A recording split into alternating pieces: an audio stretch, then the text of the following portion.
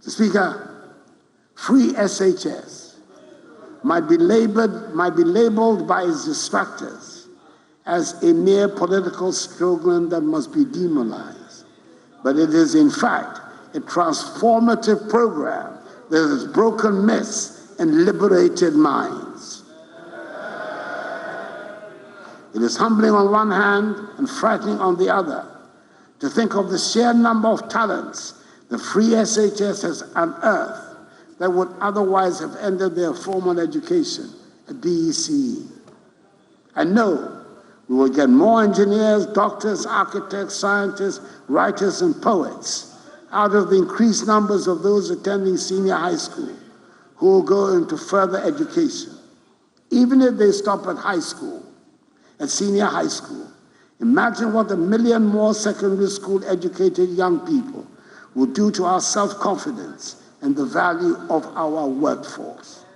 That alone makes free SHS worthwhile.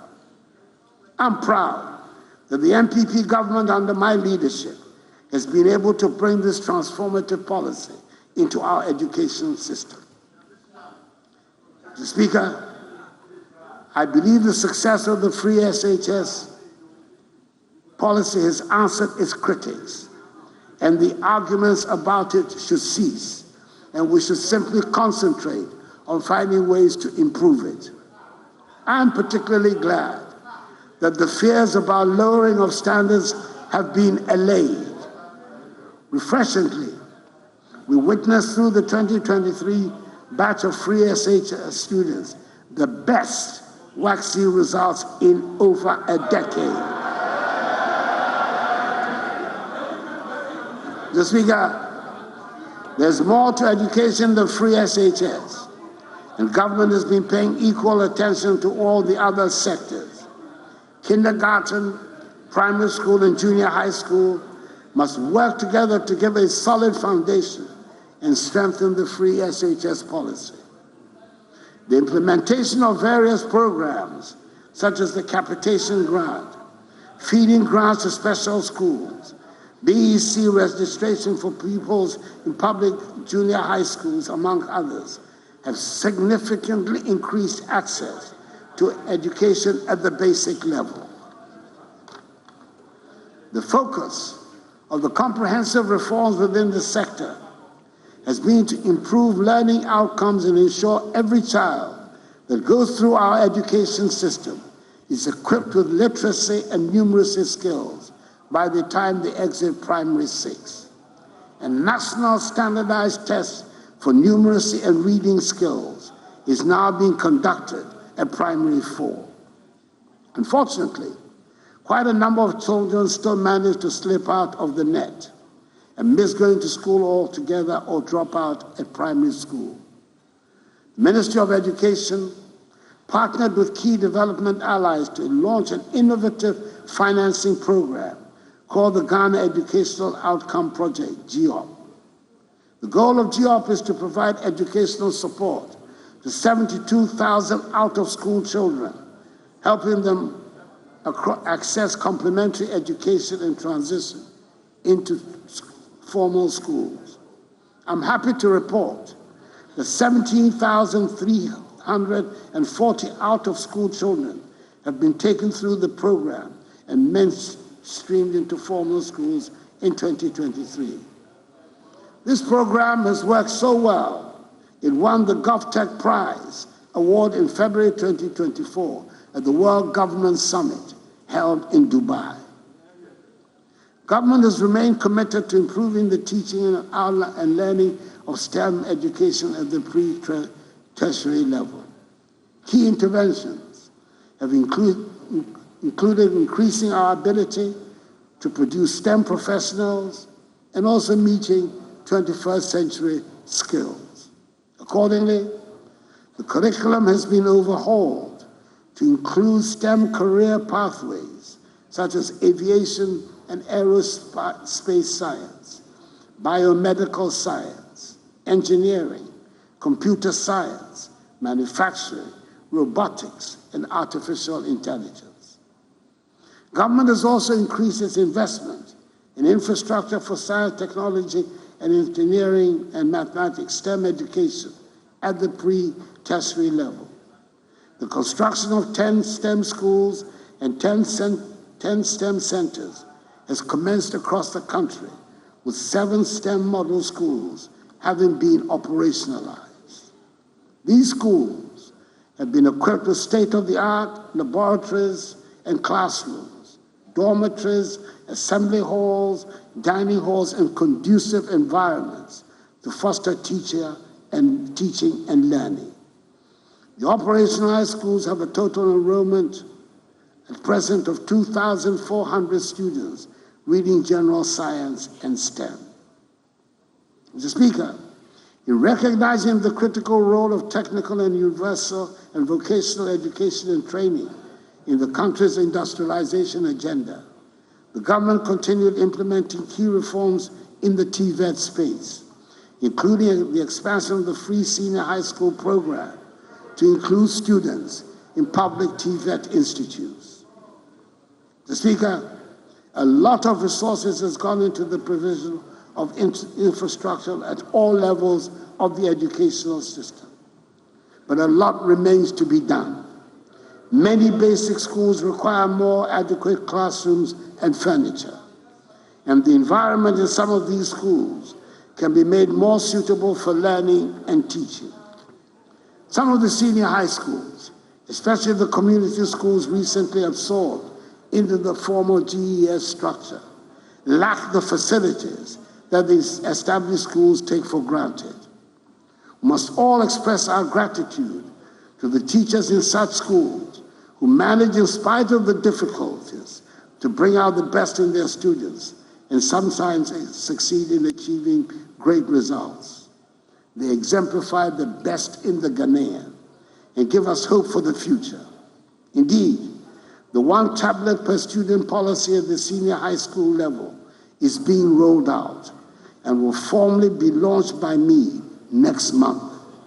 It is a great tool to help bridge the gap between disadvantaged and privileged students. Mr. Speaker, free SHS and our no guarantor policy under the Student Loan Trust Fund are breaking down financial barriers for students seeking higher education. By eliminating the requirement for a guarantor, we have empowered students from economically disadvantaged backgrounds to pursue their educational aspirations without undue financial burden. This has meant a substantial increase in the number of students seeking tertiary education. And it is in response to this increase, the government has decided to establish 4 new universities in Mampong in the Ashanti region, Akrodia in the Bono region, Bonsu in the Eastern region, and Kintapo in the Bono East region, and expand the facilities in existing ones. We're pursuing interventions towards achieving by 2030 the 40% gross tertiary enrollment ratio, up from the current level of 18.8%, as well as the 60-40 science to humanities ratio from the current one of 40 to 60, as captured in the Education Strategic Plan of 2018 to 2030. Mr. Speaker, between 2012 and early 2017, there was nothing more demoralizing than the phenomenon we called doomsday. It was symptomatic of a dysfunctional system, and it caused widespread depression amongst businesses and households. After that experience, my government was determined that doomsday would not be inflicted upon Ghana and Ghanaians under an MPP government. Shouts will not wish doomsday away in our history. It will not.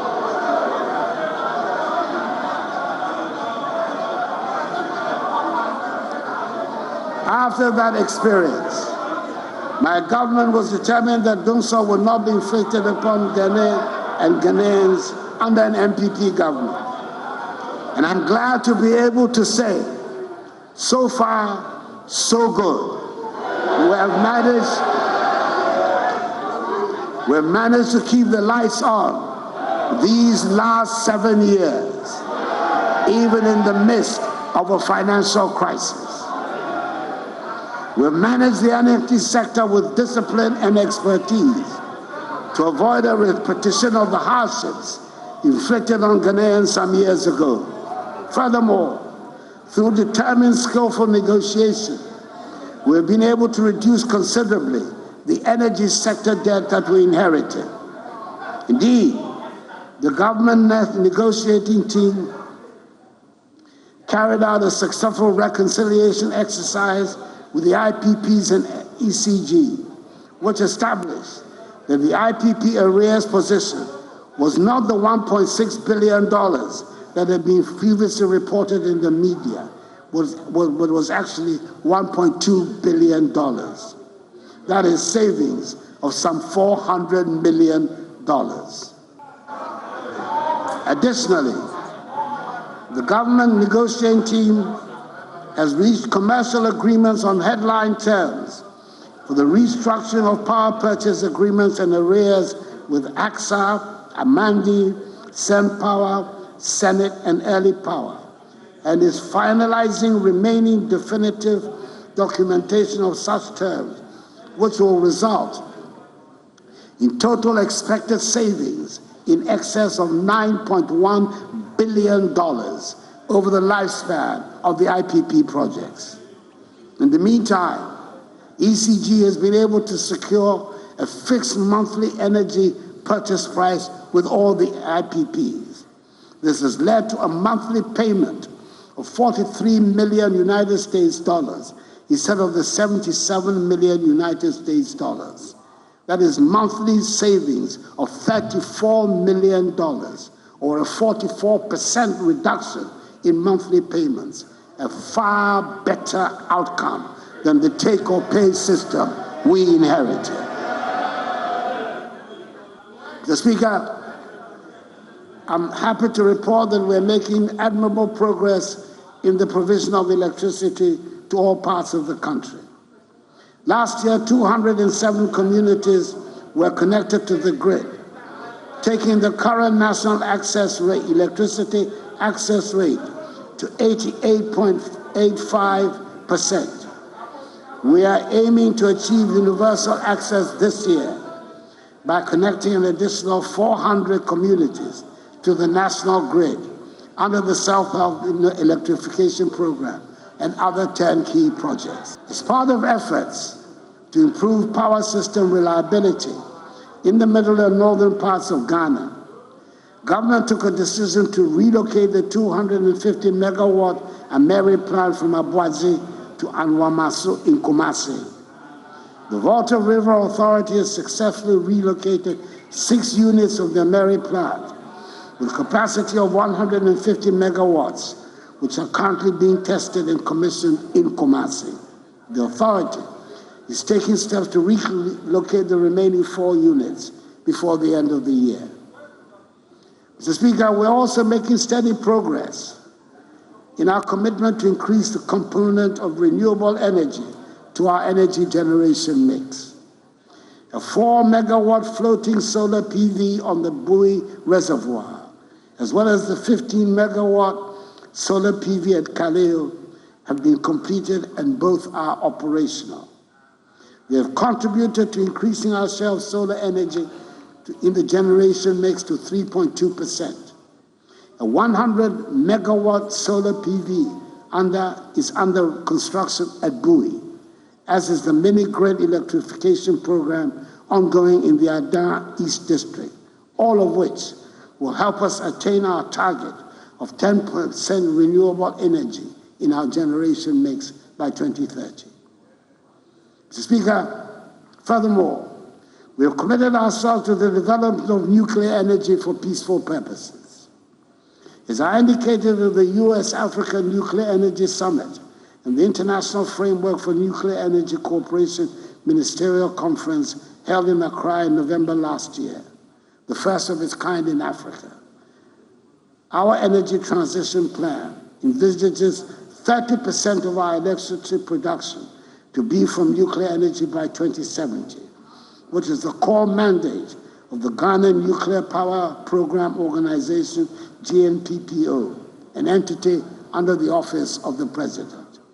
This strong commitment and position are geared towards the provision of clean and affordable electricity to drive our industrialization agenda. It is also meant to position Ghana as a net power exporter in the ECOWAS region through the West African Power Pool. Mr. Speaker, we have also succeeded in having the Secretariat of the Climate Vulnerable Forum, CVF, an intergovernmental forum of 58 of the most climate vulnerable countries, representing some 1.4 billion people located in Accra. Mr. Speaker, we have all heard about the Gold for Oil program. It has been explained, debated, and talked about. At this moment, all I want to say about it is that the Gold for Oil program has worked well and reduced significantly forex pressures on bulk energy storage, transportation, and bulk imports. Distribution and export companies enable them to negotiate more competitive premiums with suppliers. Premiums dropped from $180 to $200 per metric ton to $70 per metric ton or less. This also resulted in reduced and stabilized prices at the pumps of between 12 to 13 cedis per liter for the whole of 2023. We're taking steps to rectify some of the handicaps that have limited the full participation of Ghanaians in the oil and gas industry.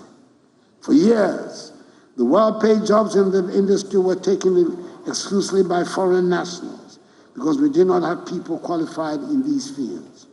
Last year, 150 young Ghanaians were trained and certified as mechanical maintenance technicians, electrical technicians, instrumentation technicians, and production process technicians up to the industry standards.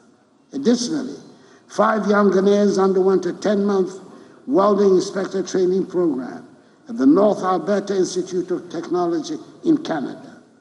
They have since been placed in various technical institutions in Ghana as instructors. Ghanaians will soon fill the well-paid positions on our oil fields because we have the trained and qualified personnel. Things are looking up.